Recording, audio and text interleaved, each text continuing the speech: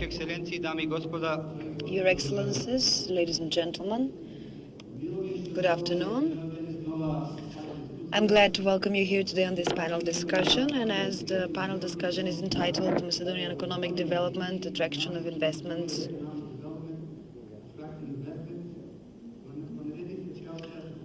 In the forthcoming hour and a half, we will talk of something which I think is very important for the government of the Republic of Macedonia, and certainly is important to all of the Macedonians here and abroad. We would like to hear what the government of Republic does for us and what can be done in order to attract even greater investments, those that would contribute towards reduction of the unemployment rate, and as a result of that, we would better our life standard. First, we will hear from the panelists, and in the end, we'll have a Q&A. At least 15 minutes. But before we start, I just want to introduce the panelists. I will start in Macedonian. I will continue in English, and I will go back to Macedonian since some of the guests don't speak the language. So apologies if I insult. And the panelists will speak in Macedonian and in English. If you don't speak either of the languages, we have interpretation, so please ask for headphones. You will be given one. Our wonderful panel. It's a rare privilege and real honor to have such a distinguished lineup of panelists in one place at one time, and I'm very grateful that you accepted our invitation to be here with us today. Right next to me we have His Excellency, the Deputy Prime Minister in charge of Economic Development, Vladimir Pesevski.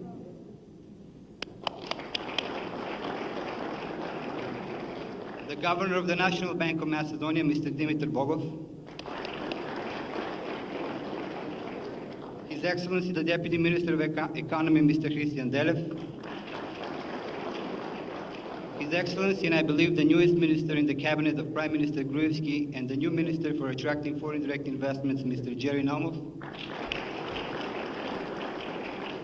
And last but not the least, the founder and head of the Macedonian Trade Council Asia Pacific, Mr. Vladimir Kofcegarki. For being late. At the start, I just want to greet the panel and the panelists.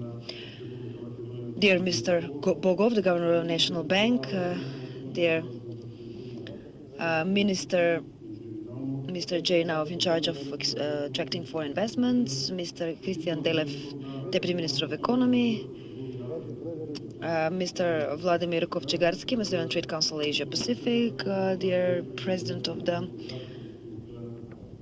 or Chairperson, Mr. Nikolov of the UMD, dear all, at the start I would like to express my gratitude that for the first time I actually attend a conference organized by the UMD, in addition to saying a few words about the economic policies implemented by the government and what has been done in the past period. I will try to say a few words about the importance of the diaspora and what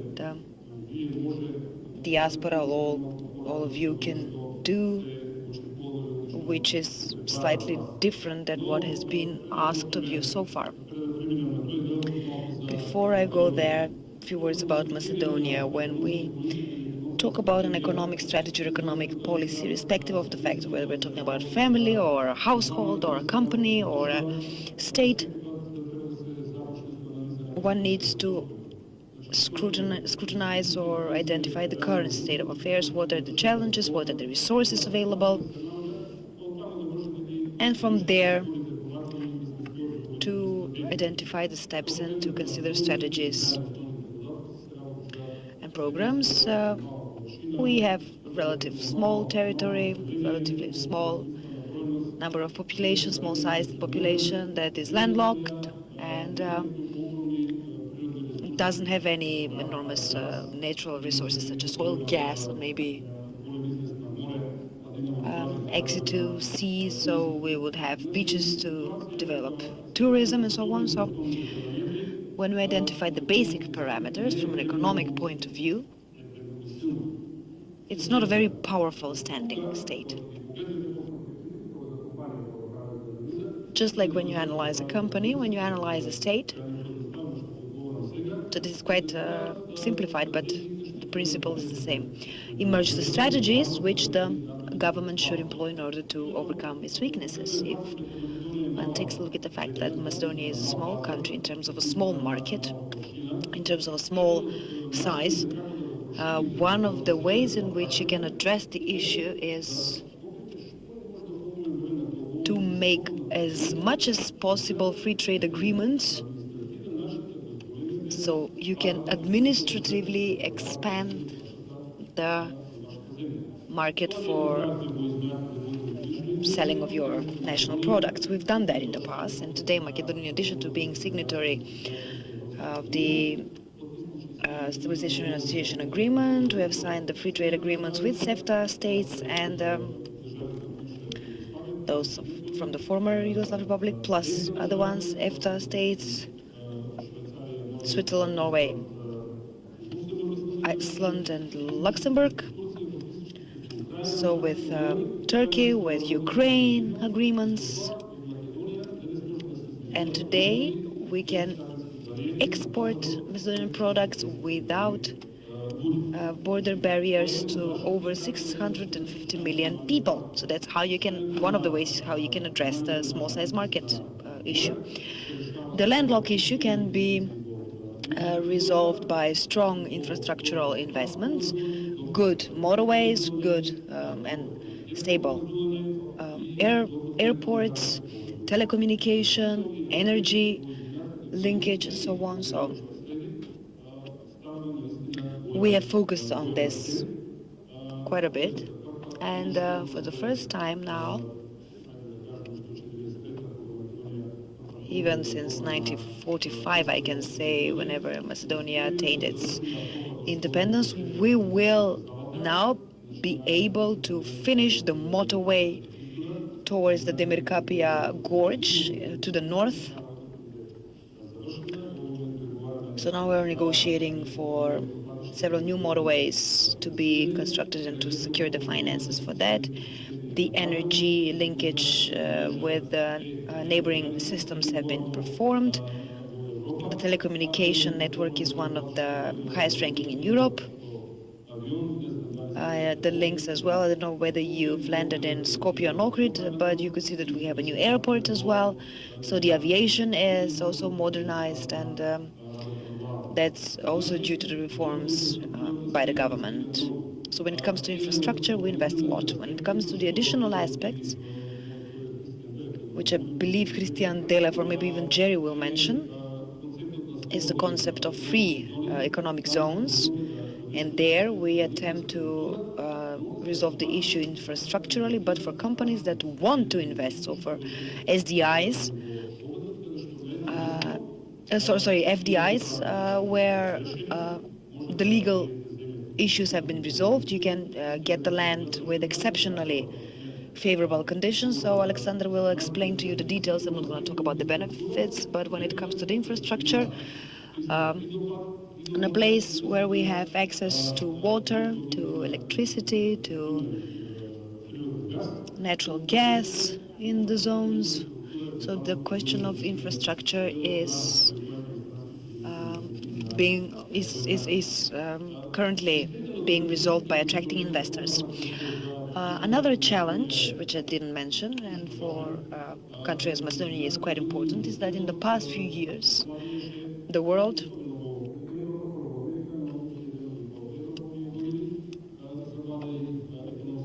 we experienced the economic crisis, in particular in Europe, in America, but in Europe as well. The Southern Europe countries face serious problems, and for a country such as Macedonia, this is an interesting challenge, because here you have this small size state that is quite turbulent, and a big size state, and the comparison is a lifeboat and a tanker.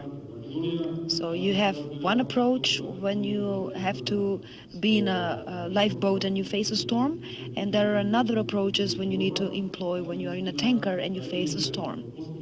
So there were special circumstances and special challenges, but we tried and we succeeded in attaining the stability in all macroeconomic elements. Another important element is the investments in the energy sector.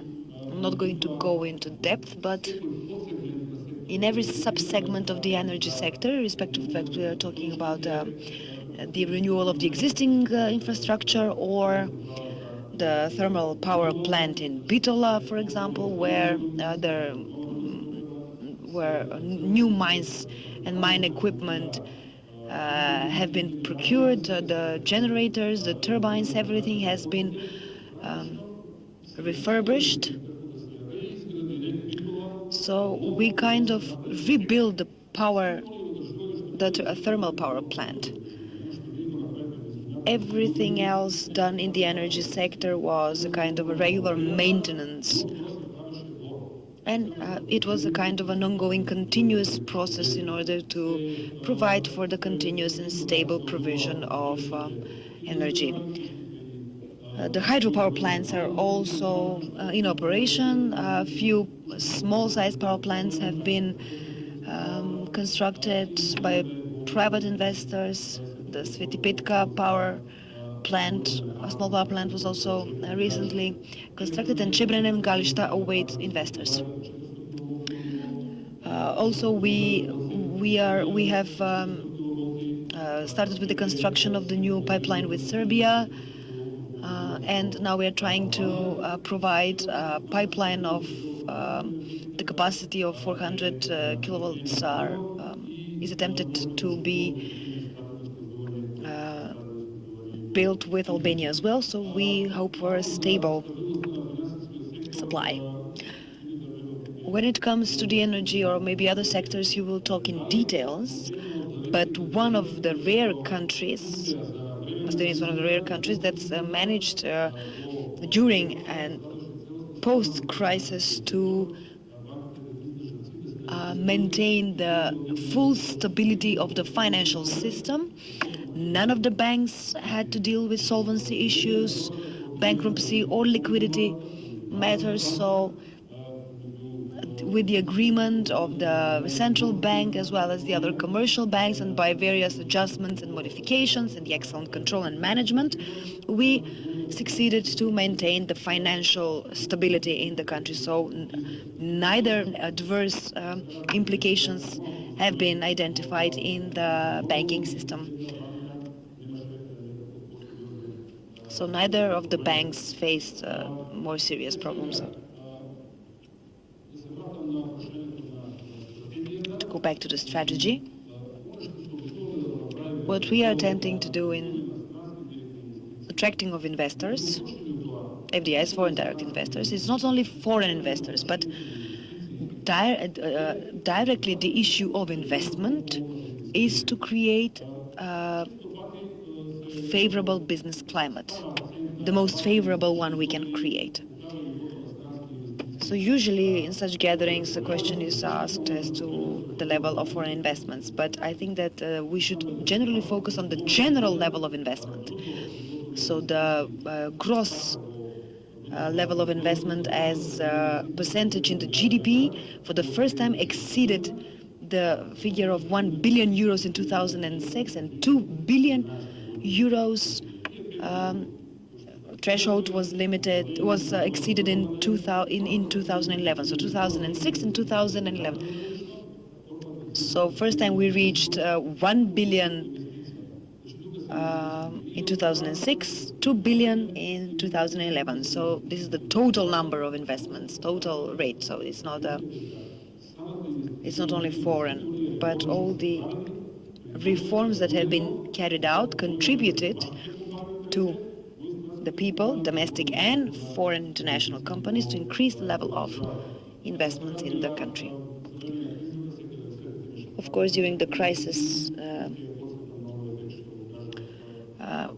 the foreign investments reduced, and To remind you with the comparison of the tanker and the small lifeboat, in small-sized countries the effects are even more visible.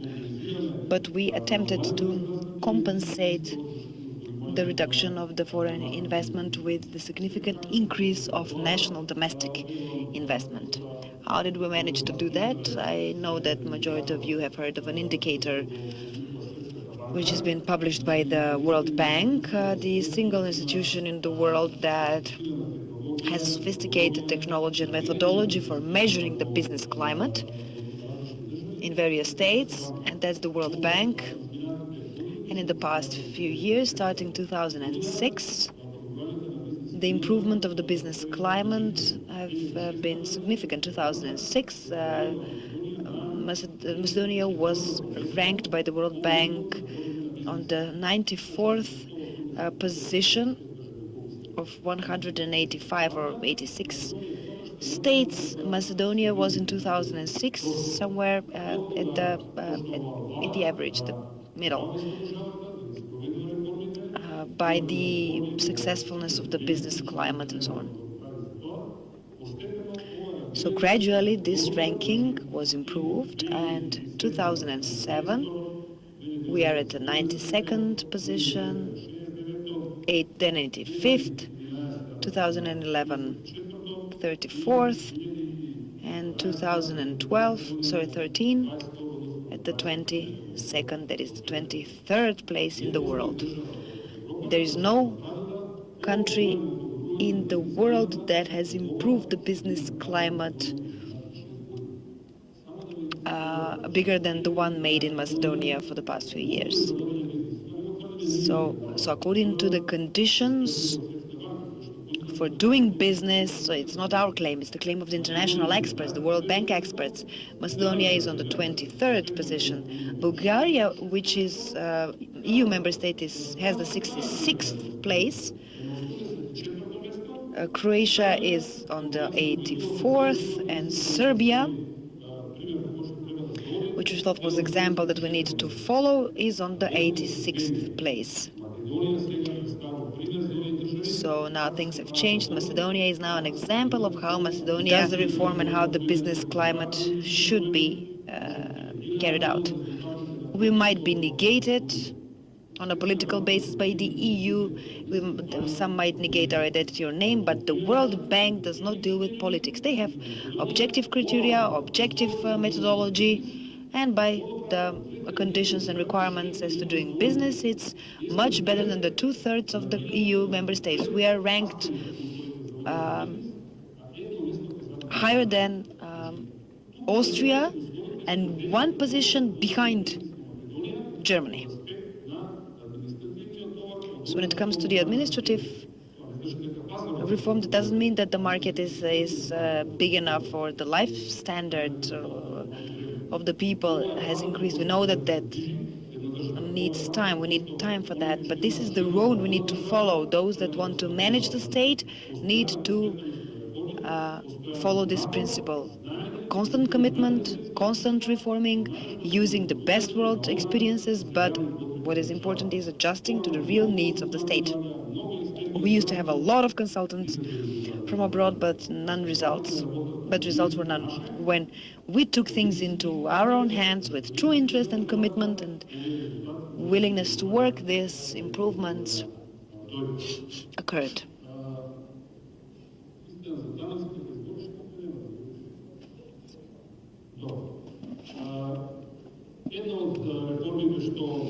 One of the reforms that was carried out, on which we insist when it comes to improvement of the business climate, is the improvement in the tax system, especially in states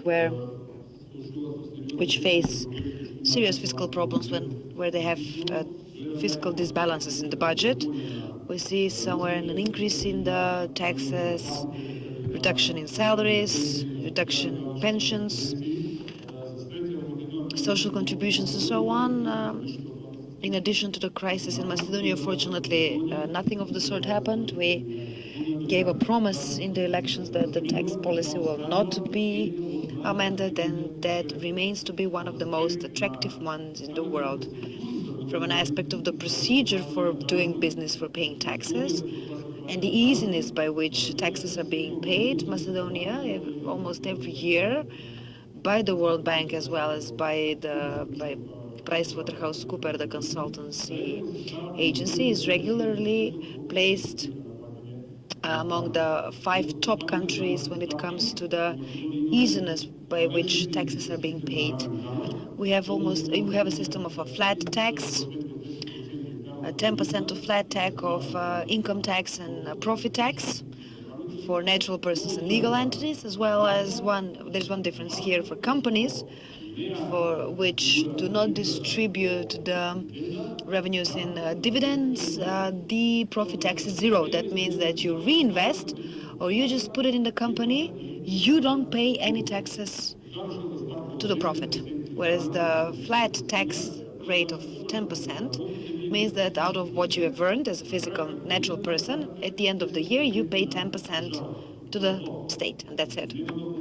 No additional taxes, no progressive tax policy, and so on. Hristijan will talk about the companies in the free economic zones. The personal income tax for 10 years is 0% there, so that's one of the exemptions. And value-added tax, the VAT, out of 18 currently is the lowest in Europe. All the EU member states, except for maybe one, so 27 out of 28, increased the VAT, the VAT, whereas Macedonia did not do that, and it's the single one that has the 18% VAT. If the taxes are that low, someone will say, how does this country function? We don't have tax evasions, and the budget is wealthier than ever.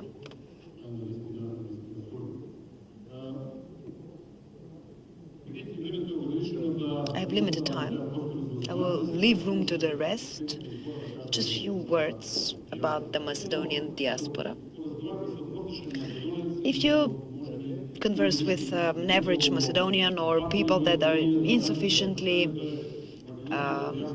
knowledgeable in economics, usually the opinion is that the Macedonian diaspora should donate, should help, should assist, should come here and open up new working positions. That's good if it happens, according to myself, but the approach needs to be somewhat different. When we talk about investments, everyone wants to make profit, a return of investment. So that's, if there's no return on investment, no one will invest, neither diaspora, neither an altruist, not a single person. One needs to recognize the potential that in Macedonia money can be earned. But realistically, what can be done without donations, without hiring or opening up positions, is for a majority of you to take up Macedonian passports, to insist the younger generations to come and to visit Macedonia. That will be more than enough. The role in the diaspora for the survival of Macedonia will be greater as the years come. The figures and the relations between the ethnic communities in Macedonia change. It will be extremely beneficial if we expand as Macedonians in the years to come. That will be very important as per the economic elements. We cannot lose the young generations, those that are second or third generation. You cannot afford them to lose the link with Macedonia. So the more of you have Macedonian passports, the more of you will have the right to vote. That will mean support to some of the economic policies that are to be implemented in the state. The more of the new generations come here and see what's going on, will have the opportunity to see what and how Macedonia develops, and maybe they can even come here touristically, but even they can start up a business. But let's just keep this in mind. that doesn't mean that this is not a huge responsibility nor financial burden, but I just appeal to you, please take more Macedonian passports. And some of them might feel as Macedonians but don't have Macedonian passports. Please do that. That's the easiest way to help Macedonia. Because we all want to see Macedonia being as a successful and prosperous state. I will conclude with the role of the government when it comes to the investors. A lot of the members of the government come from the private sector. We are either educated abroad or have been working for international companies, and in that respect we try to operate as a Western European or Western world country.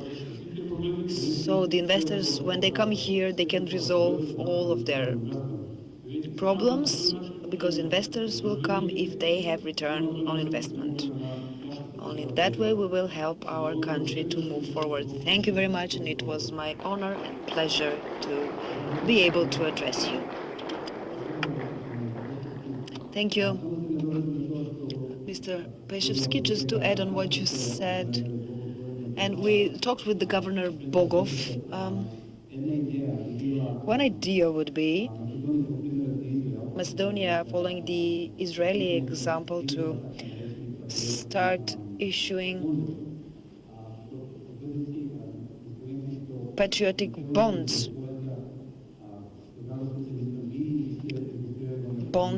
for the diaspora and for people from the diaspora to invest here in Macedonia, because they would need huge funds for that.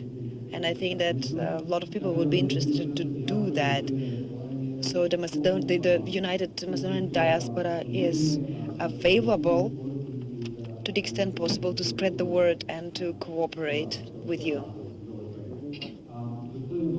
Mr. Bogov, please, the following 5 to 10 minutes, talk about the current monetary policy in the country. What can you say about that? What kind of changes were supposed to be introduced in order to have the stable banking system that we have today, which is a prerequisite in order to attract foreign investments?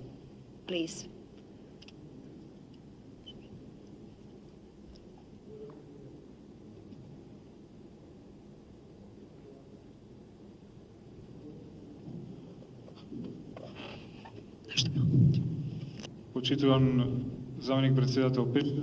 Dear Deputy Prime Minister Pesevski, respectable Mr. Naumoff, respectable members of UMD, respectable ladies and gentlemen, distinguished guests. It is my pleasure to participate at this conference. Thank you for your invitation, and it will be my pleasure to address you and to present the National Bank of the Republic of Macedonia and our monetary policy. The National Bank of the Republic of Macedonia, according to law, has independent position and functionally and financially and operationally. We are independent institution. We function in the same way as central banks or federal reserves, as they are called in some countries in the world. Our competence is the price stability. The National Bank takes care of the price stability in the country. Our secondary goal is stability of the bank sector, and then without endangering price stability, we can support economic policies. The law is very clear about what our competencies are. The National Bank is to provide macroeconomic stability. Macroeconomic theory is clear that economic development is not possible without macroeconomic stability. Numerous researches have been done, and there is consensus in the economy that yes, there are economies In order for an economy to develop, there must be macroeconomic stability. If there is macroeconomic stability, it doesn't mean that it will grow, but without macroeconomic stability, it cannot grow. Growth depends on many factors, such as structural reforms, just as the Deputy Prime Minister, Mr. Pesevski, spoke of. What the National Bank is to do is to set the stage, to provide good conditions, circumstances, macroeconomic stability of the bank sector, and other policies should create the economic growth.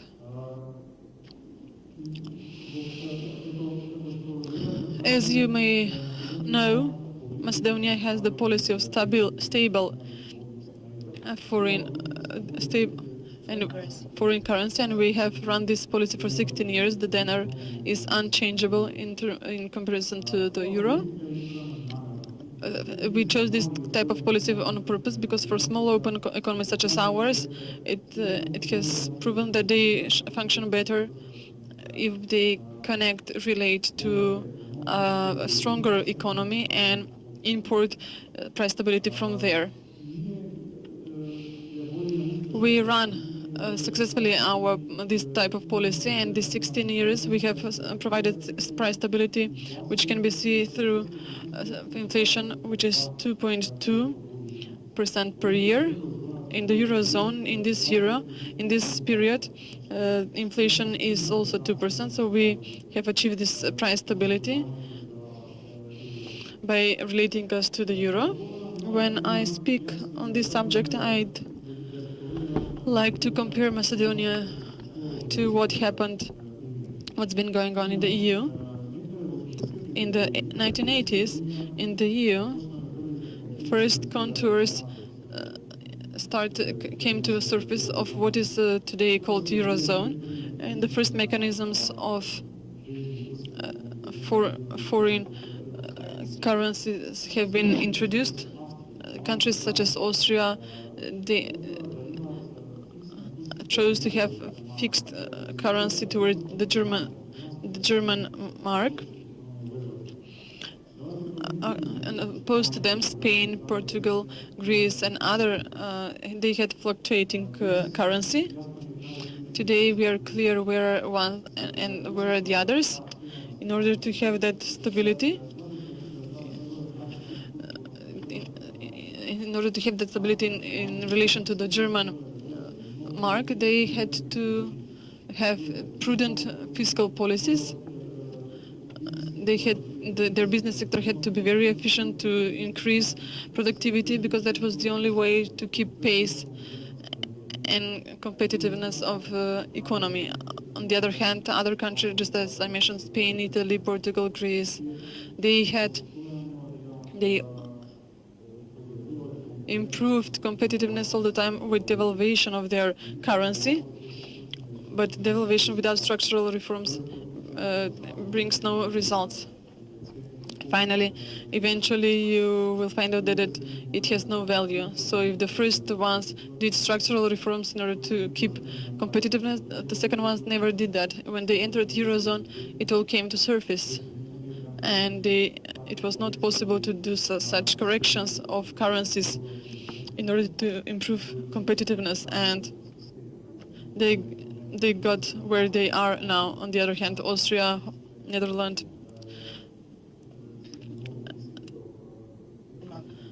Denmark, and others are similar to Germany and have no such problems. So that is what Macedonia, I think, is successful in and will go on. So far we have created this 16 years prudent fiscal policy. Macedonia since forever has had very low budget deficit. The public debt was 20% of GDP.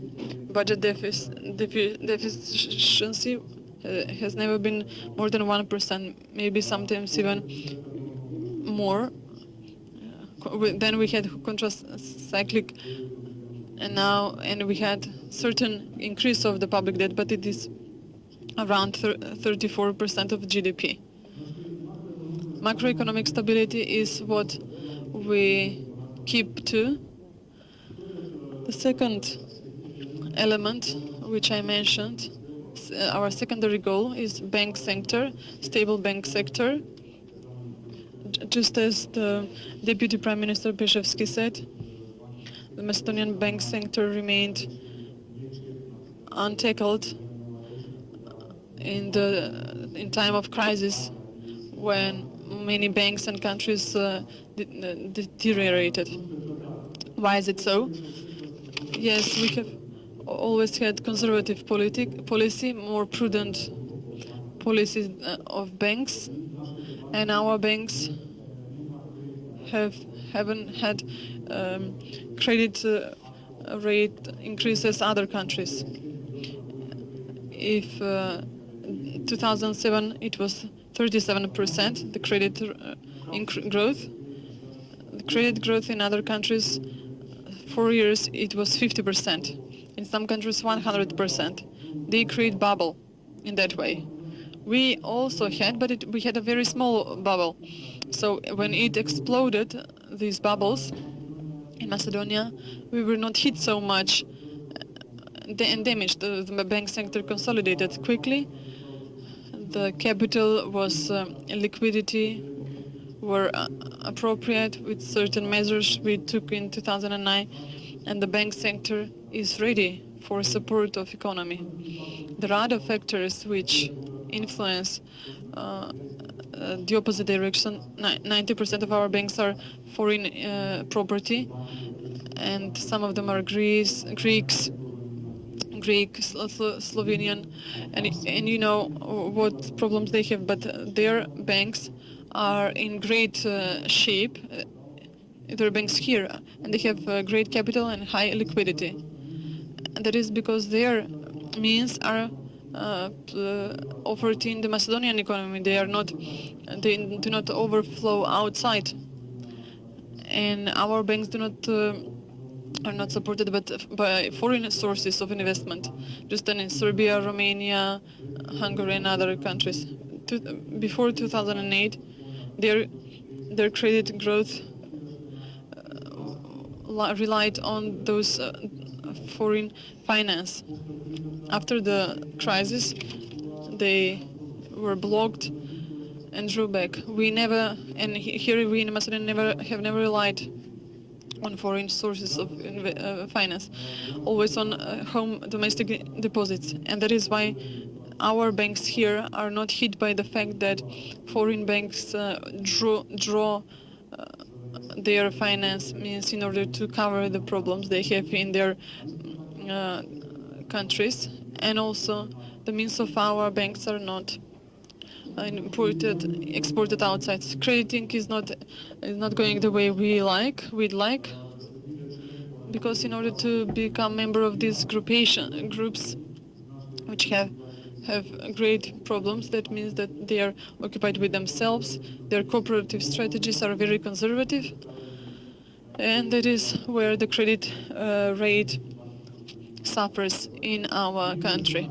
We take measures concerning this. We talk to them, and we warn them that our situation here is different, that we want banks which will work here and which will make profit here. Every so-called deleveraging makes a negative effect, negative reputation for these banks.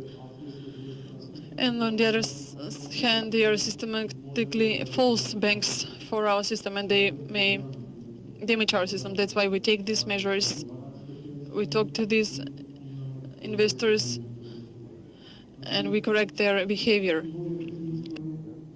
In this crisis, macroeconomic stability is kept, and the stability of the bank system, that's a good basis for the structural reforms that the government goes through now to bring results. What are our perspectives? This year we expect a recovery after the slow back, our fall of minus 0.3 fall of GDP. We expect 2% growth. Second half of the year, we don't know, because Macedonian economy is very much connected to European economy.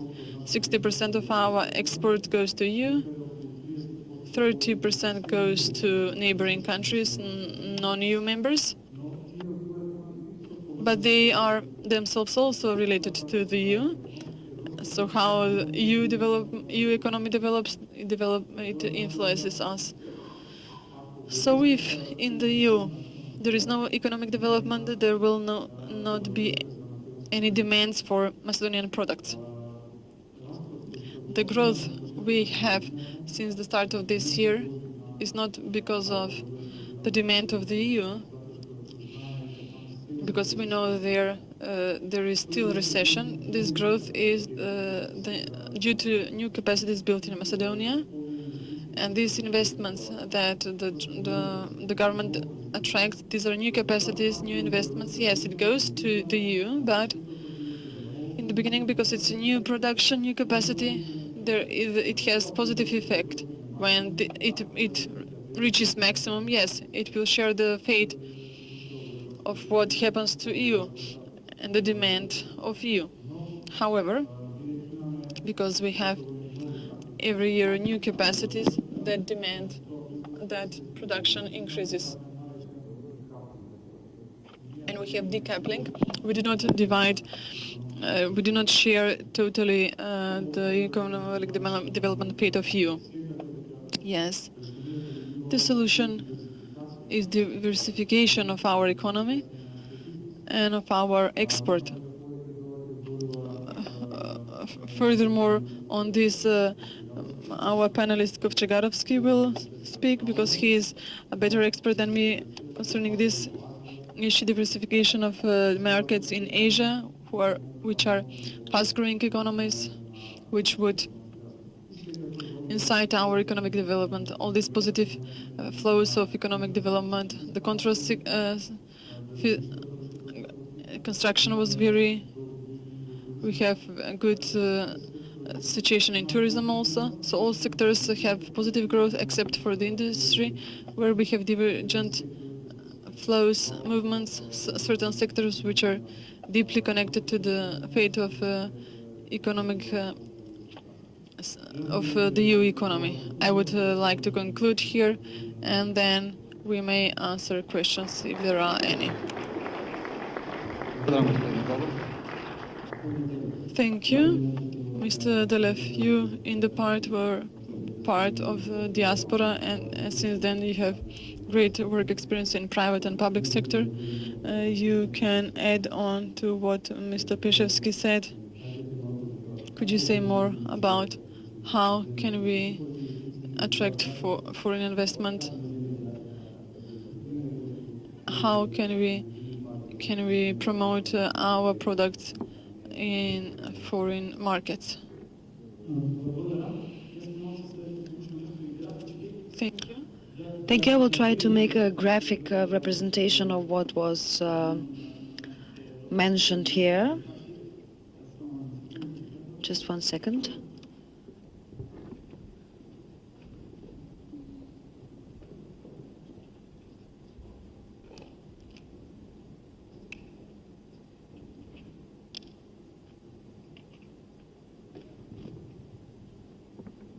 Само да го побързаме. Окей, веќе го имаме.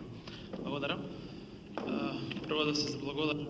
First of all, to thank you for giving me the honor to introduce the business climate and investment opportunities in the Republic of Macedonia. Previously and now I support the work of the UMD. I feel as part of it, made of thank you. And I believe that this organization represents the interests of the Macedonians outside of Macedonia, and personally, we think that I personally and the government will help to the extent possible. I'm going to talk about the segments that we targeted. I'll try to do this in Macedonian, even though we regularly do this in English, in order to arrive at the package Macedonia, being called Macedonia, and to present it before the foreign investors, we needed huge reforms. And we introduced a system of regulatory guillotine in which the majority of the laws, even in Soviet times, had to be amended. We had to create a positive business climate so we can offer something to the investors. Fiscal benefits, to offer land, to offer conditions which cannot be found in other states or are not competitive enough. In order to do that, we had to carry out structural reforms as mentioned by Deputy Pesevski. Also, we had to build up an infrastructure and we needed to promote ourselves. Of course, you watch on CNN, BBC and other channels an aggressive campaign for investment in Macedonia, and that campaign started to yield certain efforts because it placed Macedonia to the investment maps, and people don't wonder about where Macedonia is. They know exactly where we are and what we offer. So this campaign continues with the new minister and with Mr.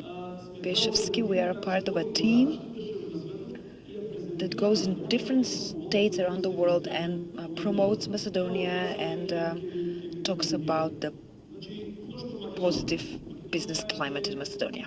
Why Macedonia? The location is good, competitive. We are in between two corridors, and it's an excellent opportunity for the companies to come to Macedonia and through Macedonia to cover the European market, and even wider than that. We have a good infrastructure, excellent infrastructure. We have a competitive workforce. Macedonia is competitive, even more competitive than in the neighborhood. Also, the government offers certain benefits for the foreign investors.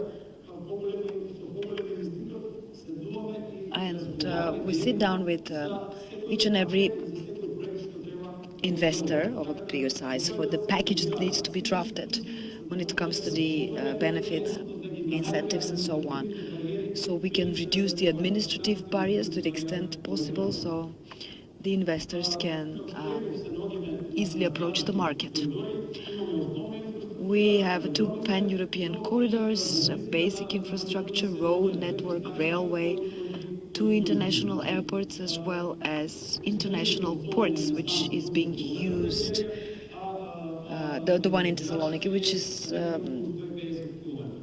250 kilometers away from here, and the one in Drač. Also, the political and the economic outlook is that politically, monetary and microeconomically we are stable. We are strategically located for future business expansion. We are the first country in this region that has signed the Stabilization and Association Agreement with the European Union in 2001. You know that we are a candidate country, and because of the name issue, we're not a part of those two organizations. Free trade agreements have been signed with numerous countries, and by that we created a market of more than 650 million consumers. That is a market of more than 650 million or more than 650 million people that can consume our products, which will be exported without any additional customs barriers. We also made a special regime for foreign investment, so the Macedonian constitution guarantees fair treatment of foreign investors.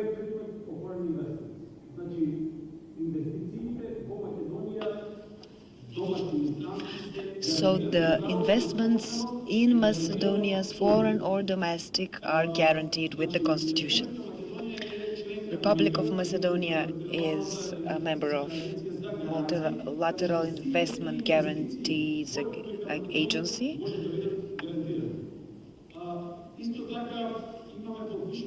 Also, we signed a lot of bilateral agreements for protection of the foreign investments, which numerous states. So, almost with all of the countries with whom we signed cooperation agreements, we've signed these agreements as well. And also, in Macedonia, there is a 100% of foreign ownership of a company allowed. That is a novelty, which is not present in the neighboring or other countries, and that assisted in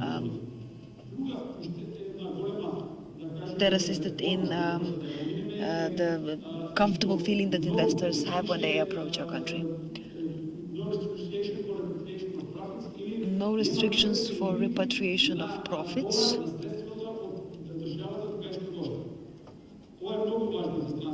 This is very important for the foreign investments because in a lot of countries in which they invest, they have no chance in repatriation of profits. The unbeatable fiscal benefits in our country, the best one in Europe. We have a flat tax, and 10% of corporate and personal income tax, among the lowest one in Europe. We have 0% of tax on retained earnings. It's a novelty again. I'm going to talk about the free economic zones later on, but in those we have stipulated 10 years of zero corporate tax. And also the VAT is at 18%, so the lowest VAT rate in Europe. However, majority of the basic products or the necessities are down to 5% of that. That is one of the most competitive advantages that we have in comparison to the neighboring countries. Only in Macedonia, regarding the necessity products, we have only 5% of value-added tax. The workforce is also very important. 41% of the workforce is under 30, which is a good indicator for companies that want to expand. The intellectual capacity and capital is huge, since 85% of the high school graduates enroll in the universities. It doesn't mean that they all going to be university graduates, but the majority of them do enroll in universities, which is an interesting fact for companies which want to employ educated and young workforce. With all of the investors, bigger investors, before they come to Macedonia, they usually submit a plan of what profile of educated staff or the background in education that would be required for the future employees. So Macedonia goes to the degree of sitting down with the companies and discussing specifically of what type of education, specialized education programs will be required, and in order to have the necessary workforce. That's the case with Johnson Controls, and such approach will provide a guaranteed work post in a company. 6% of the GDP is spent on education. This is the highest rate in the wider region and in Europe.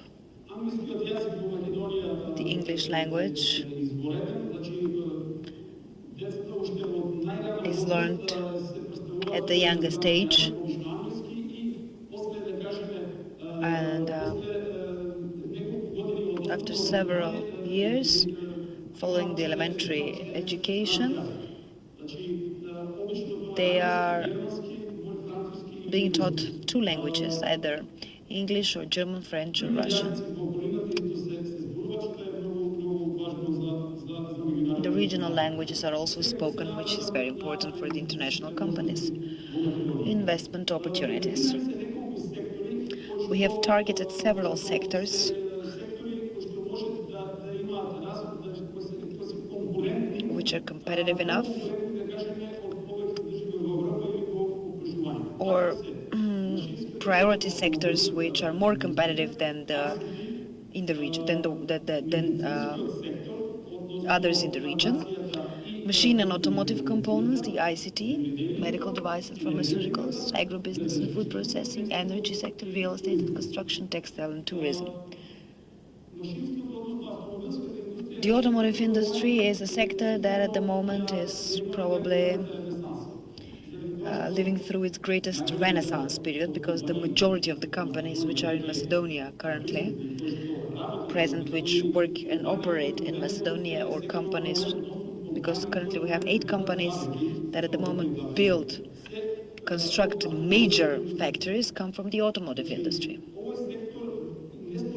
This sector is not by accident one of the most attractive sectors, because for this we do have certain experiences, because in the past Macedonia have had machine engineering and automotive industry that produced certain parts, spare parts for Zastava, but currently this industry is the one that carries the economy, and the greatest investments are there, such as Johnson Control, Johnson Matthey, Kemet, Technohose, Kromberg and Schubert. So those are majority of companies which are present here. However, there are some which currently are negotiated with, and they are either to invest or negotiating to invest in Macedonia. The ICT sector is the sector that has exceptional infrastructure.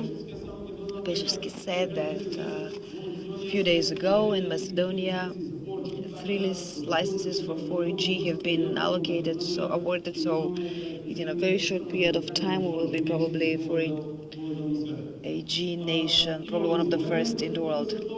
We have excellent infrastructure for that. We have numerous companies that have come in Republic of Macedonia, and numerous companies with which we've discussed, and we would like to see them here in Macedonia, because we have exceptional conditions for the development particularly in design and programming. The healthcare sector is a very important, interesting sector, because in the past few years in Macedonia we were set up as a kind of a regional center for healthcare tourism. There are several private hospitals that have opened here, which accommodate patients from the region. This is a sector that holds the future in Macedonia, and we made huge reforms in order to get to this level. But currently we're working on even more reforms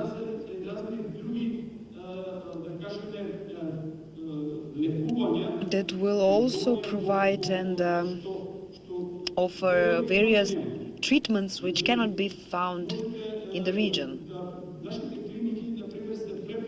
Our hospitals are filled with patients coming from Kosovo, southern part of Serbia, Albania, now even from Greece. So a lot of people come here to get treatment or to visit a dentist or something of the sort. They usually come here to Macedonia. We have developed a pharmacy sector, and that sector can be invested in. There are certain Russian companies that started working on particular drugs, but we would like to see Macedonia as a regional center for healthcare, tourism, but for the production of pharmaceuticals as well. Agriculture is a sector about which I most happily discuss about. So Macedonia has all of the prerequisites. In the past, we were very successful in the production of fruits and vegetables, especially the central part, Demir until Skopje, we have continental climate, and the lower part, the southern part, is the sub-Mediterranean climate, which enables timely to be a month ahead of Europe. And that factor is very important if we want to produce high-quality fruits and vegetables early in the season. But here we need very big investments. Maybe in Macedonia we are good in what is called primary production, but when it comes to the post-harvesting period or post-primary production, we need additional investments. And in this part, we would like to see more investors that would be engaged into investments for the collection centers, distribution centers, other processing plants, and so on. So here we have exceptional opportunities, and we would like to invite more investors here. We know that you have usually our diaspora is located in Western Europe. We have a lot of Macedonians in one place, so maybe we can do this ethnic marketing here in our product, with our product. So the agriculture is a branch, an industry which offers a lot of opportunities, and I would believe that a lot of you would like to be engaged. The Macedonian wine is a great product which lately was promoted as part of the campaign in Western Macedonia, and it started yielding results. We started to export Macedonian bottle wine, because in the past it only was exported in tanks. In Macedonia there are already 80 wine houses, wineries, and investments by the government. We have many subsidies or direct help in tourism. We participate with all these organized tours, or for every new tourist in our country, the government gives additional finance means to the agency that organizes that. For example, Ohrid as a destination becomes more and more attractive. There are a great number of tourists from Netherlands, Belgium. So the popularity of Ohrid Lake is increasing. In the last year, Skopje becomes a more popular destination, and all the novelties built in Skopje, now many tourists come to visit Skopje. So it's a very interesting segment. As the Vice President said, if nothing else, at least by visiting Macedonia and being part of this tourism, you can contribute well. Now I'd like to talk about technological industrial development zones, where we have the most favorable business climate for investment. Free economic zones are operational at the moment. We have 4 free economic zones, 2 in Skopje, in Štip and Tetovo. However, we have 4 more in phase of construction. They're placed on strategic locations of Macedonia. What is their advantage? The investors in these free zones get free access to electric power. They have free utilities, water, power, and basic utilities. Subsidies, subventions, 500,000 euros are allocated in the phase of construction for investment of 10 million euros or 100 new employees. Green channel is introduced. Products produced in this zone do not pay taxes because in that zone, because they don't have to, that's the law. The land in that zone is very favorable. 1 hectare costs 1,000 euro per year, which is a very good price. The best part that in these zones, 10 years, companies allocated in these zones do not pay profit tax. Additionally, in these zones, you don't pay land like countries that are out of EU, for which have to pay custom duty. Here they do not pay, which makes them most competitive. So we have great investors in these zones.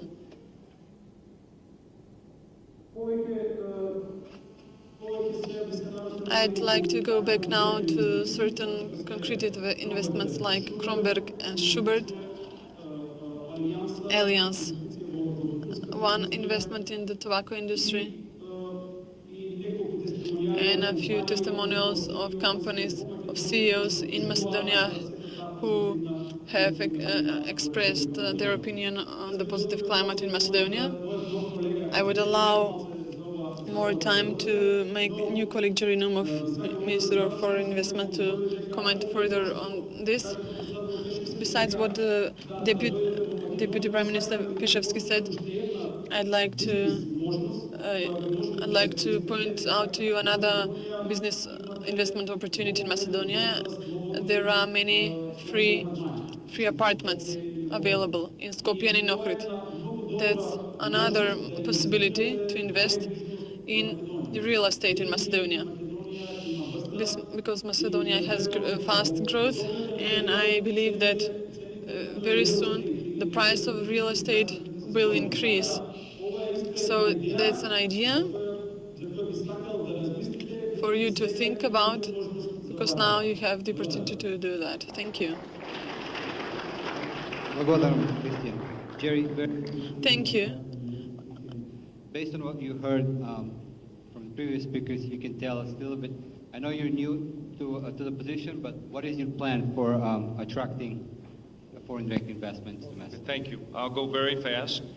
You've heard from the experts, and it's my job to go out and sell what they have created here, this environment. I've only been on the job for a very short time, and I've had at least 1,000 cups of macchiato.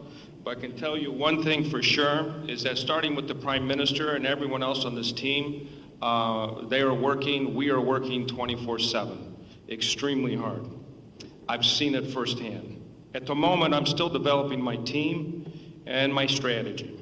One of the first tasks was to find out why. I wanted to know why a foreign company would come here to Macedonia.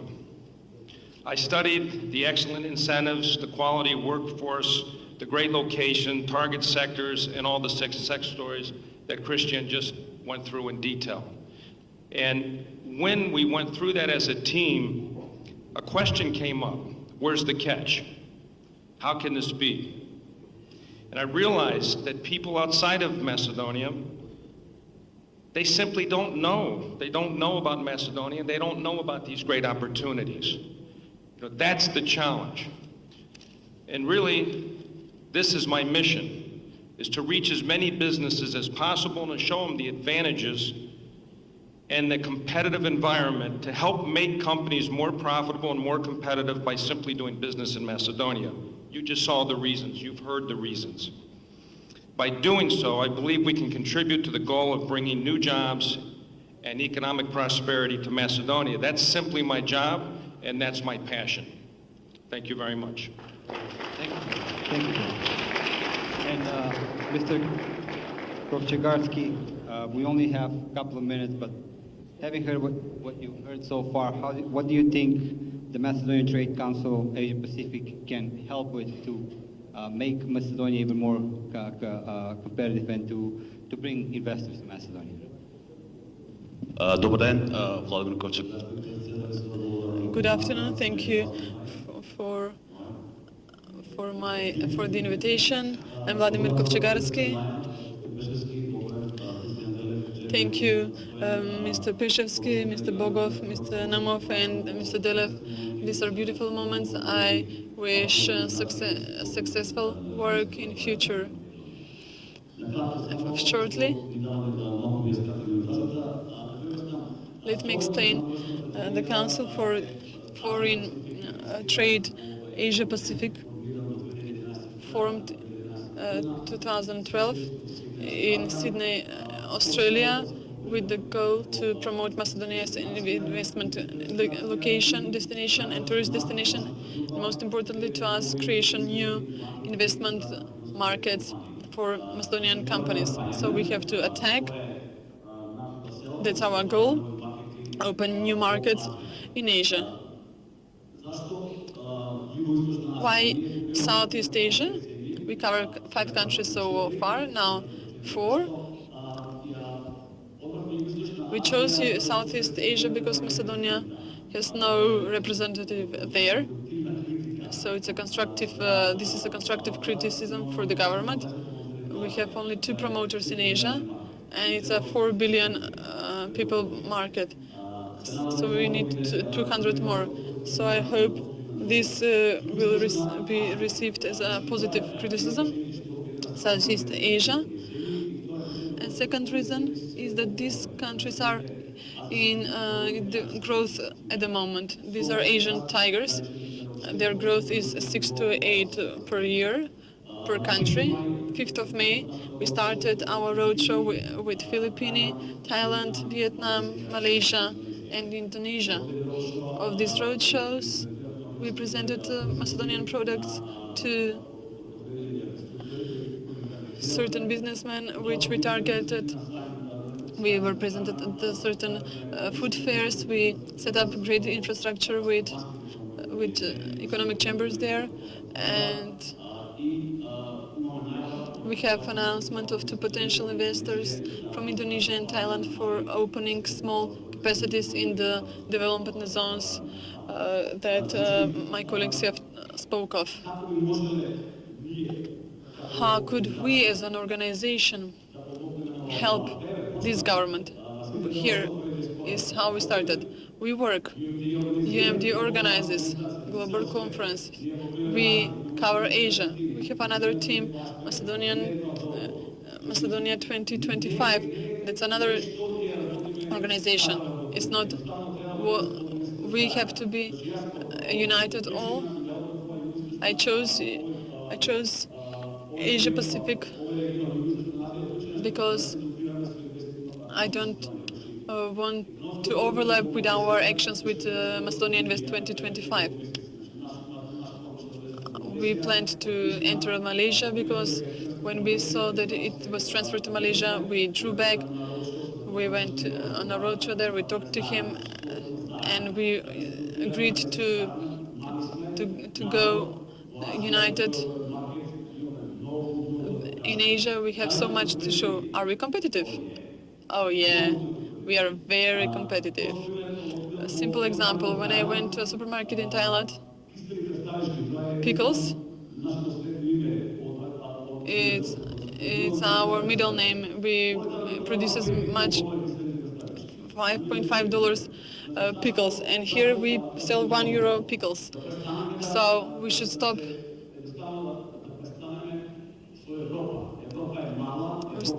We should stop with Europe. Europe bleeds. We don't need a bloody big brother. We need new, fresh markets. 4,000 billion people market we have in Asia. Attack is the best defense. I appeal to this government. This government is part the reason for the creation of our organization. When we saw how hard they work, we said, let's all go united, work together.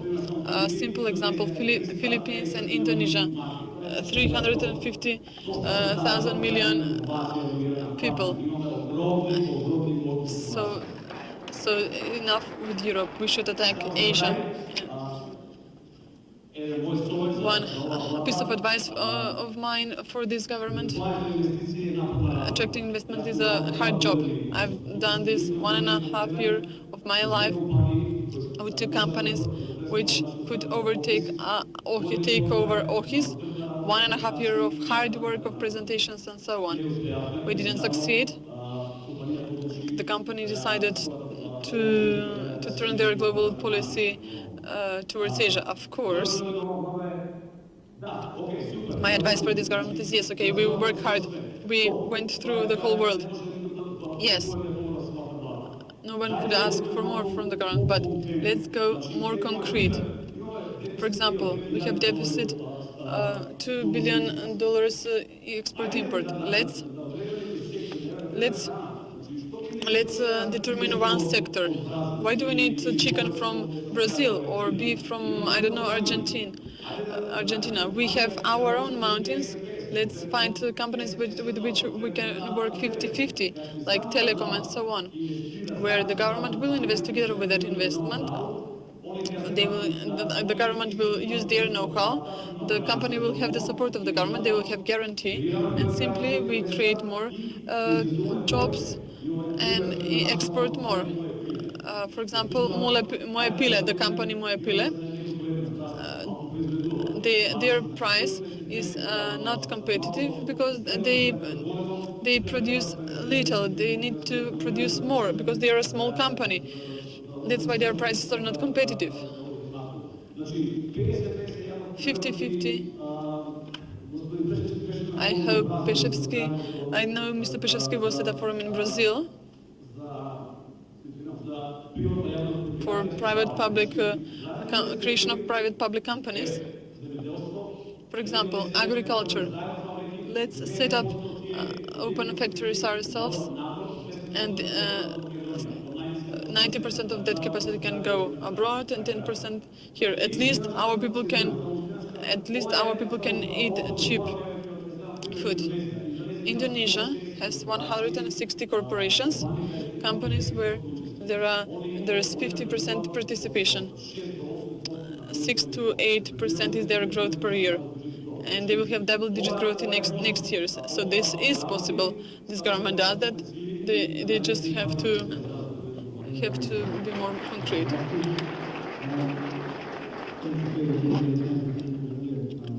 I want to add before we finish.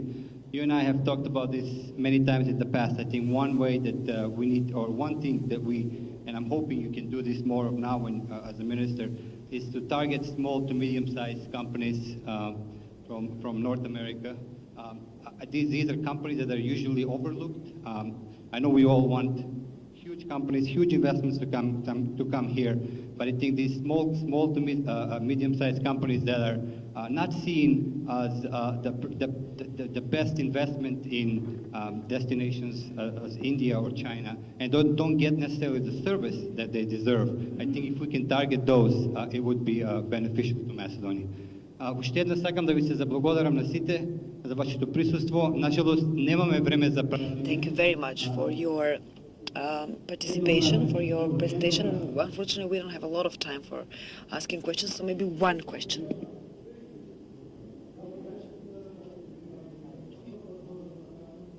Sorry, he doesn't speak into a microphone.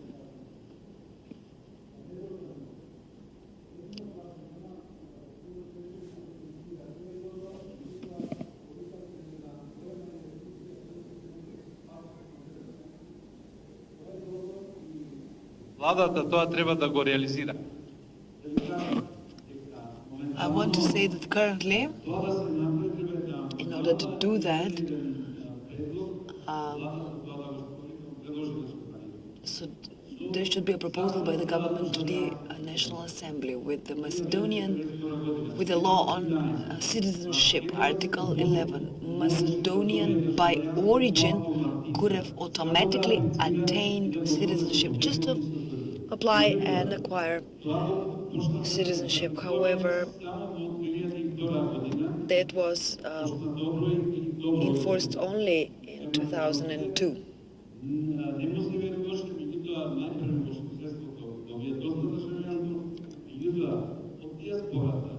From the diaspora, so diaspora, they were very late in getting this information because, please, the question. Article 11, since then, from the law, citizenship was erased, and now Macedonian by origin cannot acquire Macedonian citizenship with the law in force. So that's why I'm proposing.